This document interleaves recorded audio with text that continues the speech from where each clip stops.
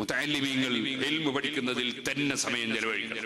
അവർ mobile ഫോണും കൊണ്ട് നേരം പോക്കിയാൻ പറ്റൂല. അവർ നന്നായി കിതാബ് ഓതി പഠിക്കണം.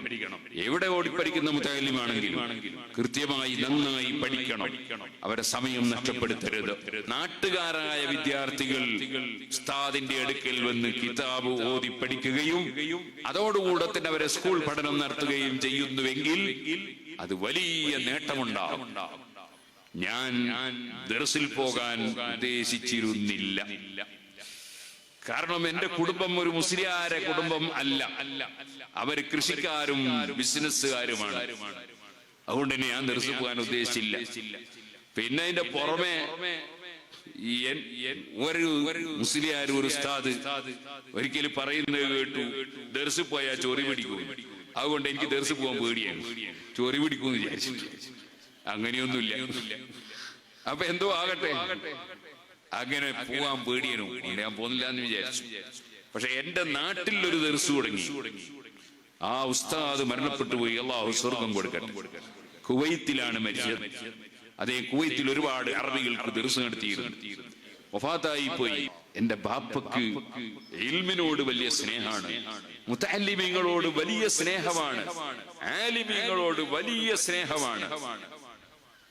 ഒരു വലിയ ആലിം എന്റെ വീട്ടിൽ പിരിവിന് വന്നു. ബാപ്പ വളരെ ആദരിച്ച് ബഹുമാനിച്ച് ഇരുത്തിയിട്ട് മഹാനവരോട് പറഞ്ഞു, എന്റെ അടുത്ത് ഒന്നുമില്ലെങ്കിൽ നിങ്ങൾ വീട്ടിൽ വന്ന സ്ഥിതിക്ക് ഞാൻ എന്റെ ഭാര്യയുടെ സ്വർണം പണയം വെച്ചിട്ടെങ്കിലും ഞാൻ നിങ്ങൾക്ക് വന്ന കാര്യത്തിൽ സഹായിക്കാതിരിക്കൂല എന്ന് പറഞ്ഞ് എനിക്ക് ഇപ്പോഴും ഓർമ്മയുണ്ട്. ആലിമീങ്ങളോടുള്ള വലിയ സ്നേഹം. കങ്ങാട്ട് കുഞ്ഞബ്ദുള്ള മുസ്ലിയാറിനുണ്ട് വലിയൊരു ആലിമുണ്ടായിരുന്നു പാനൂരിന്റെ അടുത്ത്. പൂക്കോത്ത് ദർസ് നടത്തിയ പൂക്കോത്ത ഓറ് എന്നാ പറയാ. മഹാനവർഗം വഫാത്തായി പോയിട്ടുണ്ട്. അല്ലാഹു ദർജ വർദ്ധിപ്പിച്ചു കൊടുക്കട്ടെ. അദ്ദേഹം മഹാനായ ശംസുൽ ഉലമ ഖുതുബി മുഹമ്മദ് മുസ്ലിയാർ അവരുടെ ശിഷ്യനായിരുന്നു. അപ്പൊ അങ്ങനെ ബാപ്പാക്ക് ഇൽമിനോടും മുതഅല്ലിമീങ്ങളോടും ആലിമീങ്ങളോടും വലിയ സ്നേഹമാണ്. അതുകൊണ്ട് ബാപ്പനെ പോലെ എനിക്ക് ഇന്നും ആകാൻ കഴിഞ്ഞിട്ടില്ല. ബാപ്പ റമദാനിൽ 5ഉം 6ഉം 7ഉം ഖത്തം തീർക്കും. എനിക്ക് ഇന്ന് വരെ കഴിഞ്ഞിട്ടില്ല. ബാപ്പ അങ്ങനെ ധാരാളം ഖുർആൻ ഓതിയ ഒരാളാണ്. സുബ്ഹാനല്ലാഹ്, അനാവശ്യമൊന്നും പറയാൻ പോകില്ല. ഹക്കിനെ വലിയ പേടിയാ. വേറൊരുത്തന്റെ ഒരു നയാകാശ് കുടുങ്ങിപ്പോകരുത് എന്നതിൽ വലിയ നിർബന്ധമാണ്. അതേ സമയത്ത് നന്നായി അധ്വാനിക്കും, നന്നായി കൃഷി ചെയ്യും, നന്നായി കച്ചവടം ചെയ്യും. എന്നിട്ടോ നന്നായി അധ്വാനിച്ച് പണം സമ്പാദിക്കും. അതുകൊണ്ട് തന്നെ വേറെ ഒരാളോട് യാചിക്കാനോ വേറെ ഒരാളോട് മുമ്പിൽ പതറാനൊന്നും പോകേണ്ട അവസ്ഥ ഉണ്ടാവില്ല. എപ്പോഴും ബാപ്പാന്റെ സ്റ്റോക്ക് പൈസ ഉണ്ടാവും. അങ്ങനെയാണ് ബാപ്പാന്റെ സ്വഭാവം. പലരും വന്ന് കടം വാങ്ങുന്നത് ഞാൻ കാണാറുണ്ട്. അന്ന് വലിയ വാല് പറയുന്ന ചില ആലിമീങ്ങൾ ഉണ്ടായിരുന്നു. ഇടക്കല്ല എന്റെ പലയിടത്ത് കടം വാങ്ങാൻ വരും. ഇപ്പൊ സാധാരണക്കാരനാണ്. ആ ബാപ്പ എന്റെ നാട്ടിലൊരു ദർസ് തുടങ്ങിയപ്പോ ആ ദർസിലേക്ക് എന്നെ പറഞ്ഞു വെച്ചു. അപ്പൊ എനിക്കും ആവേശമായി. കാരണം നാട്ടിലെ ദർസ് നോക്കി പഠിക്കുമ്പോ ചൊറി പിടിക്കേണ്ടി ഒന്നുമില്ലല്ലോ എന്നാണ് അന്നത്തെ എന്റെ ഒരു ചിന്തയാണ്. ചിന്ത തെറ്റാണ്. ചൊറി പിടിക്കാനൊന്നുമില്ലല്ലോ വിചാരിച്ചിട്ട് നാട്ടിലെ ദർസായതുകൊണ്ട് ഞാൻ നാട്ടിലെ ദർസിൽ പോയി. അവിടെ ചെന്നിട്ട് ഉസ്താദ് എനിക്ക് മീസാൻ ഓതി തന്നു. അതാണ് നേരത്തെ നെഹ്വു പഠിക്കണമെന്ന് പറഞ്ഞില്ല, നെഹ്വും സർഫും പഠിക്കണമെന്ന് പറഞ്ഞില്ലേ. സർഫിന്റെ കിതാബാണ് മീസാൻ. അങ്ങനെ ഫഅല ഫഅല ഫഅലു ഫഅലതു ഫഅലത ഫഅലന ഫഅൽത ഫഅൽതുമ ഫഅൽതും ഫഅൽതി ഫഅൽതുമ ഫഅൽതുന്ന ഫഅൽതു ഫഅൽനാ എന്ന് പറഞ്ഞു അതിങ്ങനെ കാണാതെ പഠിച്ചു. അങ്ങനെ ഉസ്താദ് എനിക്ക് ഇർശാദ് ഓതി തന്നു, ഇർശാദുൽ ഇബാദ്. ആ ഇർശാദ് ഓതി തന്നത് കൊണ്ട് കിതാബുൽ ഇൽം ഫാസിലും ഫിൽ ഇൽമിന്റെ അധ്യായം. അപ്പൊ ഇൽമിന്റെ ബഹുമാനം പറയുന്ന ഒരുപാട് ഹദീസുകളും ഒരുപാട് ചരിത്രങ്ങളും ഒക്കെ ഇർശാദുൽ ഇബാദിൽ ഓതി. സൈനുദ്ദീൻ മഖ്ദൂം റളിയല്ലാഹു അൻഹുവിന്റെ കിതാബാണ്. അല്ലാഹു അവിടുത്തോടുകൂടെ നമ്മളെ സ്വർഗ്ഗത്തിൽ ഒരുമിച്ചുകൂടാൻ. അപ്പൊ ഇൽമ് പഠിക്കണം, എന്ത് ത്യാഗം സഹിച്ചാലും എന്ന് ഖൽബിൽ തോന്നി.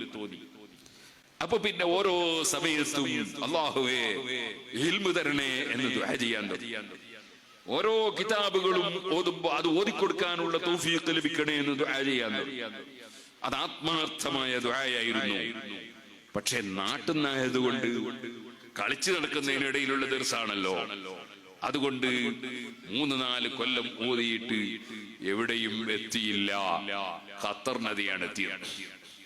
4 കൊല്ലത്തോളം ഓതിയിട്ട് ചെറിയ തുഹഫത്ത് ഓതിയിട്ടുമില്ല. എന്തോ ഒരു ഭാഗ്യത്തിന് ആ ദർസ് പൊളിഞ്ഞു കിട്ടി. ആ ദർസ് ഭാഗ്യത്തിന് പൊളിഞ്ഞു കിട്ടി. പക്ഷെ പൊളിഞ്ഞപ്പോ വലിയ വേദനയും ദുഃഖവും ഉള്ള ആളായിരുന്നു ഞാൻ. ദർസ് പൊളിഞ്ഞുള്ളവർക്ക്. കാരണം എനിക്കറിയില്ലായിരുന്നു ഈ ഇൽമു എന്ന് പറഞ്ഞാൽ നന്നായി അധ്വാനിച്ച് അതിനായി സമയം ചെലവഴിച്ച് പഠിക്കണം എന്നത് അറിയില്ലായിരുന്നു കുട്ടിക്കാലായതുകൊണ്ട്. ഞാൻ മുത്തഅല്ലിമീങ്ങളോട് പറയാ, നമ്മെ മുഴുവനും ഇൽമിന് കൊടുക്കണം, എന്നാൽ കുറച്ച് ഇൽമു കിട്ടും. നമ്മെ മുഴുവനും നമ്മുടെ സമയം മുഴുവനും ഇൽമു പഠിക്കാൻ അങ്ങോട്ട് കൊടുത്താൽ കുറച്ച് ഇൽമു കിട്ടും. പിറ്റേന്ന് പിന്നെയും കൊടുക്കണം, എന്നാൽ കുറച്ചും കൂടി കിട്ടും. പിറ്റേന്ന് പിന്നെയും കൊടുക്കണം, കുറച്ചും കൂടി കിട്ടും. അങ്ങനെ നമ്മളെ സമർപ്പിച്ചാലേ ഇൽമു കിട്ടുള്ളൂ. അത് എനിക്ക് ആ കാലത്ത് അറിയില്ലായിരുന്നു. അൽഹംദുലില്ലാഹ് ദർസ് പൊളിഞ്ഞപ്പോ ഞാൻ വേറൊരു ദർസിൽ പോയി ചേരാൻ വേണ്ടി പോയി. ഒരു സൈക്കിൾ എടുത്തിട്ടാ പോയത്. വേറൊരു ദർസിൽ ചേരാൻ പോയി.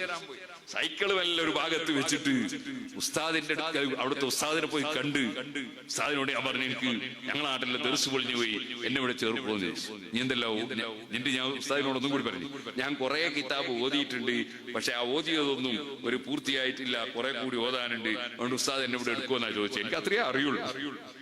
അപ്പൊ എന്നോട് നീ എന്തെല്ലാം ഓതിയത്? കുറെ ഓതിയല്ലോ, എന്തെല്ലാം ഓതി? മീസാന്, അജ്നാസ്, സഞ്ചാന്, അജ്നാസുൽ കുബ്ര, അജ്നാസുൽ സുഗ്റ.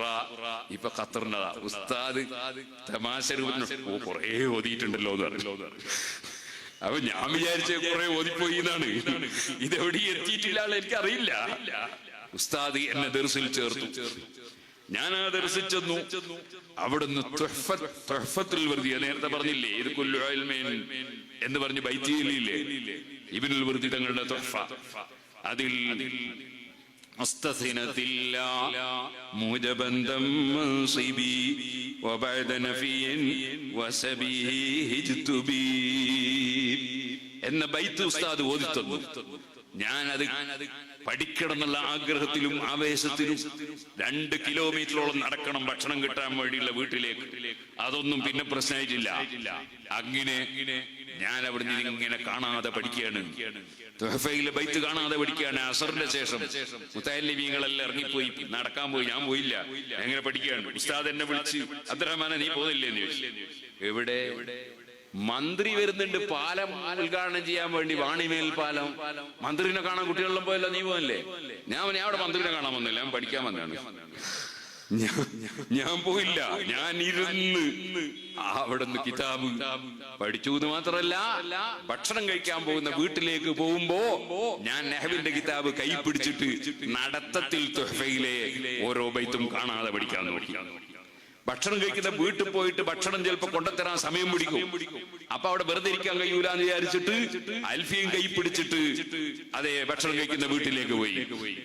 അങ്ങനെ സമയം, നേരത്തെ നഷ്ടപ്പെട്ടു പോയ സമയം വീണ്ടെടുക്കണമെന്ന നിലക്ക് അധ്വാനിച്ചു പഠിച്ചത് കൊണ്ട് അൽഹംദുലില്ലാഹ് ഇന്ന് നിങ്ങളുടെ മുമ്പിൽ എഴുന്നേൽക്കാൻ സാധിച്ചു. ഞാൻ എന്റെ മുത്തഅല്ലിമീങ്ങൾ ശ്രദ്ധിക്കാൻ വേണ്ടിയും കൂടിയാണ് പറഞ്ഞത്. നമ്മുടെ സമയം നഷ്ടപ്പെടുത്താതെ സദാ സമയവും ഇൽമിൽ ജോലിയാവുക.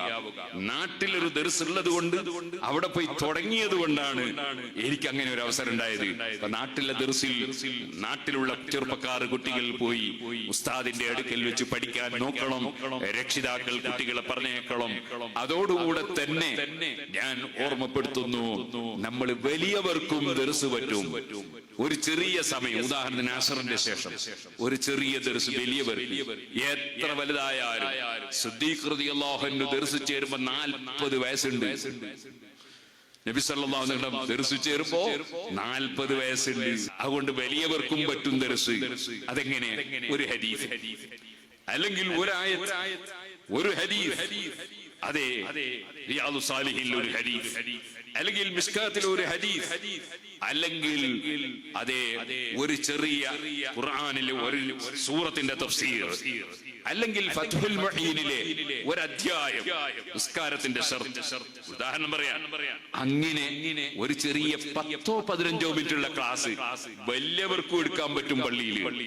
അവർക്കും അത് കേട്ടാൽ ഉസ്താദിനോട് സംശയം ചോദിക്കുക. ഉസ്താദ് സംശയത്തിന് മറുപടി പറയുമ്പോ നല്ലോണം ശ്രദ്ധിച്ച് പറയണം. പെട്ടെന്ന് അറിയാത്തത് പറയണ്ട. അപ്പൊ അവന് പ്രസിഡന്റ് എന്താ വിചാരിക്കും, എനിക്ക് അറിവുണ്ടാലോ വിചാരിക്കും, അങ്ങനത്തെ ധാരണയൊന്നും വേണ്ട. അതെ, എല്ലാം ഇങ്ങനെ കാണാതെ പഠിച്ച് ജിബിരിയിലാവുമൊന്നും വേണ്ട. അതേ സമയത്ത് അറിയുന്നത് പറയാം, അറിഞ്ഞൂടത്തെ നോക്കിയിട്ട് പറയാന്ന് പറയാം. നോക്കിയിട്ട് പറയാൻ കഴിയില്ല, ഞാൻ ഉസ്താദിനോട് ചോദിച്ചിട്ട് പറയാന്ന് പറയാം. അതിനൊന്നും ഒരു ഉസ്താദിനും മടിയുണ്ടായിരുന്നു. ഞാൻ പലപ്പോഴും പറയാറുണ്ട്, എനിക്കത് അറിഞ്ഞൂടാ, ഞാൻ ചോദിച്ചിട്ട് പറയാം. അതുകൊണ്ട് ആകാശം ഇടിഞ്ഞു കൊളിഞ്ഞു പോകുന്നില്ല. 4 മദ്ഹബിന്റെ ഇമാമിയങ്ങളിൽപ്പെട്ട മഹാനായ ഇമാം മാലിക് റളിയല്ലാഹു അൻഹുവിനോട് 16ഓളം മസ്അല ചോദിച്ചിട്ട് ലാ അദ്രി, എനിക്ക് അറിഞ്ഞൂടാ എന്ന് പറഞ്ഞു എന്ന് ചരിത്രത്തിൽ കാണാം. അതുകൊണ്ട് മാലിക് ഇമാമിന് വിവരമില്ല എന്നൊന്നും ആരും പറഞ്ഞിട്ടില്ല. ലാ അദ്രി നിസ്ഫുൽ ഇൽം, എനിക്കറിയില്ല എന്ന് പറയൽ അറിവിന്റെ പകുതിയാണ് എന്നാണ്. അറിയില്ല എന്ന് പറയാൻ പഠിച്ചാൽ അത് ഇൽമിന്റെ പകുതിയാണ് എന്നാണ് മഹാന്മാര് പറഞ്ഞത്. അതുകൊണ്ട് അൽഹംദുലില്ലാഹ് ദർസ് അല്ലാഹു പുരോഗമിപ്പിക്കട്ടെ, ഉയർത്തി തെരുമാറാകട്ടെ. ദർസിന് വേണ്ടി പ്രവർത്തിക്കാൻ ഇവിടെയുള്ള കമ്മിറ്റിയുടെ ആളുകൾ അൽഹംദുലില്ലാഹ് അവർ മുമ്പേ ആലിമീങ്ങളെ സ്നേഹിക്കുന്നവരാണ്, ബഹുമാനിക്കുന്നവരാണ്, ആദരിക്കുന്നവരാണ്.